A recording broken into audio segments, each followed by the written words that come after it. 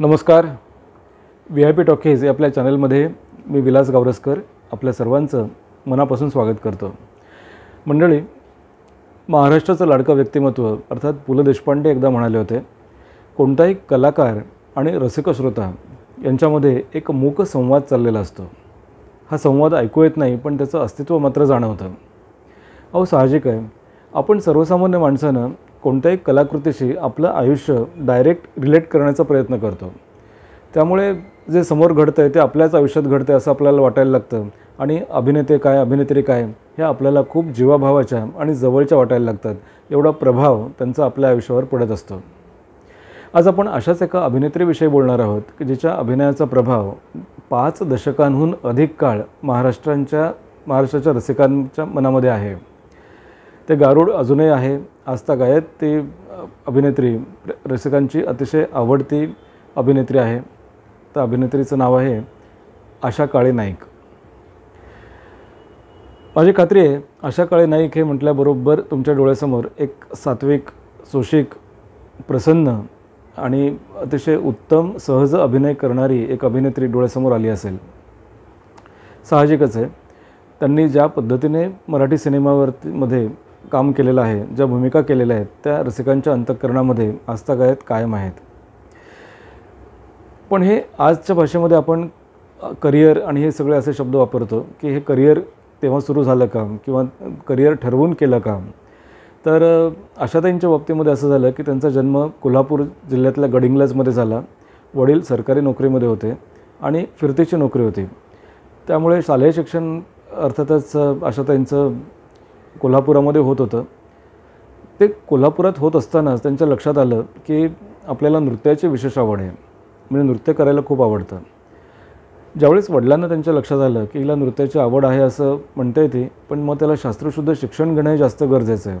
कारण जर जो पदन्यास आपण शास्त्रीय पद्धतीने घेतला तर मग त्याला जास्त एक वेटेज मिळतं आणि आनंद मिळतो. त्या कलेचा आस्वाद आपण खूप छान घेऊ शकतो जर प्रशिक्षण असेल तर. म्हणून मग त्यांनी शिक्षणासाठी त्यांना प्रोत्साहित केलं. मग भरतनाट्यम आणि कथ्थक असं आशाताईंचं शिक्षण सुरू झालं. ते शिक्षण सुरू असतानाच शिक्षणाचाच एक भाग म्हणून आशाताईंचे जे गुरु आहेत त्यांनी पुण्याच्या बंड गार्डनमधल्या बोट क्लबमध्ये एक कार्यक्रमाचं आयोजन केलं. शंकराच्या देवळाचं जे एक नृत्य नाटिका होती, त्याच्यामध्ये शंकराच्या पिंडीचं आधी स्वच्छता करायची, त्यानंतर मग पिंडीसाठी आवश्यक असणारी फुलं वगैरे आणायची, हे सगळं नृत्यात दाखवायचं होतं. शिवाय प्रार्थनाही म्हणायची होती, हे प्रभू मैं आपको प्रणाम करते हूँ, आपके एक हाथ में शंख, एक हाथ में चक्र, एक हाथ में त्रिशूल, एक हाथ में डमरू है. आणि अशा प्रकारची ती प्रार्थना होती. तर ज्यावेळेस नृत्य आशाताई करायला लागल्या मनापासून त्या करत होत्या, कारण त्यांना ती आवड होतीच. पण प्रार्थना म्हणताना मात्र त्यांनी चक्क शंकराच्या दोन्ही हातांमध्ये अग्नी आहे असं सांगितलं. नृत्य अतिशय चांगलं झालं, टाळ्यांचा कडकडाट झाला. आशाताईंचं खूप कौतुक झालं, कारण खूप लहान वय होतं त्यांचं. पण गुरुजी मात्र थोडे नाराज झाले. गुरुजी म्हणाले की नृत्य चांगलं केलंस, पण संवादाचं काय? प्रार्थना जी म्हणायची होती त्याच्यामध्ये शंकराच्या दोन्ही हातांमध्ये तू अग्नी असं सांगितलंस, ते काय पेटवायला त्याला दिलं होतं अग्नी? नाही, संवादसुद्धा आलेच पाहिजेत. साहजिकच आशाताई हिरमुसल्या. लहान वय होतं त्यांचं, नवीन नवीनच हे सगळं शिक्षण सुरू होतं. त्यामुळे आता आपण संवाद म्हणू शकू की नाही अशी शंका त्यांना आली. त्यापेक्षा आपला कम्फर्ट झोन नृत्यामध्ये आहे, आपण नृत्य करायचं, पण संवाद काही केला म्हणायचं नाही, हे त्यांनी ठरवून टाकलं. डेस्टिनी, आशाताईंना हे माहीत नव्हतं की डेस्टिनी फिरून आपल्याला परत कशा पद्धतीने घेऊन येते ते. 60च्या दशकाच्या काळामध्ये आपल्या सगळ्यांनाच माहिती आहे, भारत चीन युद्धाचे पडसाद संपूर्ण देशभरामध्ये पडलेले होते. अशा वेळेला निधी संकलनाचं काम सुरू होतं. महाराष्ट्र सरकारच्या सांस्कृतिक खात्यातर्फे सुद्धा हे निधी संकलनाचं काम होणार होतं. त्याच्यामध्ये चित्रपती व्ही शांताराम यांनी शिवसंभव नाटकं करायचं ठरवलं आणि बाबूराव पेंढारकर ते नाटक बसवत होते. त्यामुळे साहजिकच शिवसंभव नाटकासाठी ज्यावेळेस कलाकारांची यादी करायची होती त्यावेळेला बाबूरावांना वाटलं की कोल्हापुरामध्ये काळे सर आहेत, त्यांची कन्या खूप छान नृत्य करते, म्हणून त्यांनी शिवसंभव नाटकासाठी आशाताईंना विचारलं. आशाताईंचं आवडतं काम होतं, नृत्य करायला मिळणार होतं, म्हणून त्या तयार झाल्या. त्यांच्या आई आशाताईंबरोबर ते जायच्या आणि महाराष्ट्रात जिथे जिथे प्रयोग होईल तिथे ते प्रयोग सादर होत करायचे ते. आशाताई हे सगळे एन्जॉय करत होत्या, कारण त्यांच्या आवडीचं काम होतं, नृत्याचं काम होतं आणि संपूर्ण महाराष्ट्र त्या छानपैकी फिरत होत्या आपल्या आईसोबत. अशाच एका अहमदनगर मुक्कामी नाटक असताना ज्या नाटकामध्ये प्रमुख भूमिका करणार होत्या त्या अभिनेत्री त्यांची तब्येत खराब झाली आणि त्या प्रयोगाला येणं त्यांना थोडंसं शक्य होत नव्हतं. बाबूराव साहजिकच काळजीत पडले. आता नेमकं यावेळेस अभिनेत्रीने जर दगा दिला किंवा ती येऊ शकली नाही तर हे काम कोण करणार असं त्यांना वाटलं. प्रेक्षकांची उपस्थिती तर प्रचंड प्रमाणामध्ये होती, तर काय करावं. अशा त्यांनी धाडस केलं आणि त्या म्हणाल्या की मला हे नाटक पाठ आहे, मी केलं तर चालेल. बाबूराव म्हणाले तू करशील. त्या म्हणाल्या माझी इच्छा आहे. आणि मग ज्यावेळेस बाबूरावांनी बघितलं त्यावेळेस त्यांना आश्चर्य वाटलं की यांचं नाटक सगळं पाठ होतं आणि त्या अभिनेत्रीची वाक्यसुद्धा त्यांनी बरोबर पद्धतीने छान पाठ केलेली होती, त्यांच्या स्मरणामध्ये होती. आणि मग अशा पद्धतीने त्यांचं नाटक सुरू झालं. बाबूराव पेंढारकरांनी ज्यावेळेस त्यांच्यातली कला हे गुण हेरले त्यावेळेस त्यांना सीमेवरून परत जा हे पहिलं व्यावसायिक नाटक मिळालं आणि अशा त्यांचं नाटकाची घोडदौड अशा पद्धतीने सुरू झाली. पुढे मग भालजी पेंढारकर यांनी त्यांना तांबडी माती या सिनेमामध्ये पहिला ब्रेक दिला आणि मग अभिनेत्री आशा काळे यांचं मार्गक्रमण सुरू झालं. गंमत पहा कशी आहे, मग नृत्य हळूहळू मागे पडलं आणि अभिनय हे मुख्य फोकसमध्ये यायला लागलं. म्हणता म्हणता आशाताईंनी त्या काळचे जे सर्वोत्तम कलाकार होते त्या सगळ्यांबरोबर ते काम केलं. अगदी डॉक्टर काशीनाथ घाणेकर यांच्याबरोबरसुद्धा 12 वर्ष जवळपास त्यांनी 12 सिनेमांमधून काम केलं आणि त्यांची घोडदौड अशीच चालू राहिली.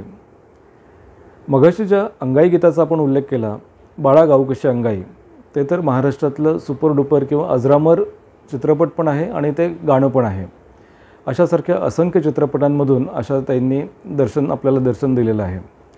श्रावण महिन्यामध्ये आशाताई संपूर्ण महाराष्ट्र जनतेला घेऊन 12 ज्योतिर्लिंगाचं दर्शन करतात. त्याचंही आपण सिनेमे बघितलेले आहेत. त्यामुळे वैयक्तिक आयुष्यामध्ये सुद्धा आशाताई धार्मिक आणि आध्यात्मिक पार्श्वभूमी असणाऱ्या अशा आहेत. कर्मकांड खूप काही करत नसल्या तरी उपास-तापास किंवा दैव याच्यावरती त्यांचा विश्वास आहे. चित्रपटामध्ये जरी त्या खूप सोशिक आणि खूप सहनशील अशा जरी दिसत असल्या तरी प्रत्यक्षामध्ये मात्र त्या धडाडीच्या आहेत, त्या खूप हिंमत धरणाऱ्या आहेत, कुठल्याही प्रसंगाला न डगमगणाऱ्या आहेत. पण तरीसुद्धा दैव किंवा देवाची साथ काय असते हे त्या बरोबर जाणून आहेत. त्यामुळे त्यांच्या वावरण्यामध्ये किंवा त्यांच्या व्यवहारामध्ये एक आध्यात्मिक शांतता आपल्याला बघायला मिळते. अशा त्यांची घोडदौड ही अशीच सुरू झाली. त्यांना अनेक मानाचे पुरस्कारसुद्धा मिळाले. वाहतो हे दुर्वांची जोडीसारखं नाटकसुद्धा त्यांनी केलं. अनेक नाटकांची यादी त्यांची सर्वश्रुत आहे. त्यामुळे नाटक काय किंवा सिनेमा काय ते आपल्याला सहज कुठेही ती नाटकाची यादी बघायला मिळते. पण मी प्रत्यक्ष त्यांना जे नाटक बघितलं ते घर श्रीमंताचं हे नाटक होतं. सुधीर जोशी, शेखर फडके, अनामिका चौधरी यांच्याबरोबर त्यांनी ते नाटक केलं होतं आणि त्या नाटकामध्ये त्यांनी जी भूमिका केली होती, ज्या सहजतेने त्यांनी ती भूमिका केली होती, ते अजून आज आत्ता तुमच्याशी बोलतानासुद्धा माझ्या डोळ्यासमोर ती भूमिका येते आहे. इतका प्रभाव त्यांचा पडतो. पण त्यांचा औरा मुळात इतका विलक्षण आहे की तो पटकन आपलंसं करतो. त्याच्यामध्ये एक खूप छान सात्विकता आहे, प्रसन्नता आहे आणि एक संस्कार आहेत. सगळ्यात महत्त्वाचं म्हणजे संस्कार आहेत. त्या संस्कारांमुळे त्यांनी केलेल्या भूमिका या खटकन आपल्या अंतःकरणामध्ये जातात, आपल्या काळजात जाऊन भिडतात. गोमू संगतीनं माझ्या तू येशील काय अशासारख्या गाण्यांमध्ये नृत्य करताना आपण बघितलेलं आहे. किंवा साधीबोळी मीरा तुला कळली नाही यासारख्या गाण्यांमधूनसुद्धा त्यांनी नृत्याचा आविष्कार पडद्यावरती साकारलेला आहे. जसं मगाशी आपण उल्लेख केला तसं मानाचे अनेक पुरस्कार आशाताईंना मिळालेले आहेत. पण आपल्या रसिकांच्या अंतःकरणामधला जो पुरस्कार आहे की जो कायम आशाताईंना रसिकांनी दिलेला आहे तो मला वाटतं की सगळ्यात महत्त्वाचा आहे आणि ते विशेष कौतुकास्पद आहे. लिंबोणीच्या झाडामागे चंद्र झोप लाग बाई, आज माझ्या पाड्यासाला झोप काग येत नाही, हे अंगाई गीत आजसुद्धा लहान मुलांना झोपवताना गावं लागतं किंवा गायलं जातं.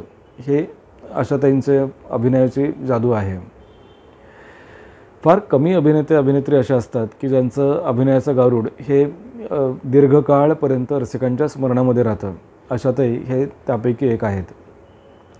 अनेक नाटकं, अनेक सिनेमे त्यांनी केले आणि त्या प्रत्येकामधून त्यांनी समाजाला काहीतरी चांगलं अशा पद्धतीनेच देण्याचा एक प्रयत्न केलेला आहे. 23 नोव्हेंबर हा आशाताईंचा जन्मदिवस असतो. त्यानिमित्ताने आशाताईंना आपण उत्तम आरोग्य लाभो आणि उदंड आयुष्य लाभो. त्यांच्या कलाकृती अशाच वारंवार आपल्याला बघण्यात येऊ अशी सदिच्छा मी व्यक्त करतो. नमस्कार.